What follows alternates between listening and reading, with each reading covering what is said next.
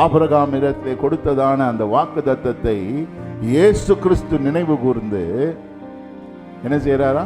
விருத்த சேதனம் பண்ணப்பட்டவர்கள் மத்தியிலே அவர் ஊழியம் செய்கிறார். ஏன்னா அந்த வாக்குத்தத்தம் பிதாவாகிய தேவன் அவர்களோடு கூட பண்ணார். அந்த வாக்குத்தத்தம் நிறைவேறும்படியாக இவர் விருத்த சேதனம் பண்ணவங்களிடத்துல ஊழியம் செய்யறாரு.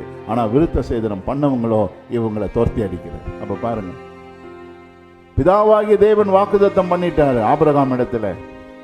ஆனால் இன்றைக்கு எந்த அமைப்புக்குள்ளே அவர் பிறந்திருக்கிறாரோ அவர்களே என்ன செய்யறாங்க?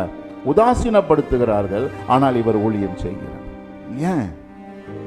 உன்னை நிராகரிக்கிறார்கள், உன்னை வெறுக்கிறார்கள், நீ வேண்டாம் என்று நினைக்கிறார்கள், உன்னை தீமையாய் நினைக்கிறார்கள். ஆனாலும் தேவன் சொல்றார், அங்க நீ ஊழியம் செய். யார் மாதிரியா?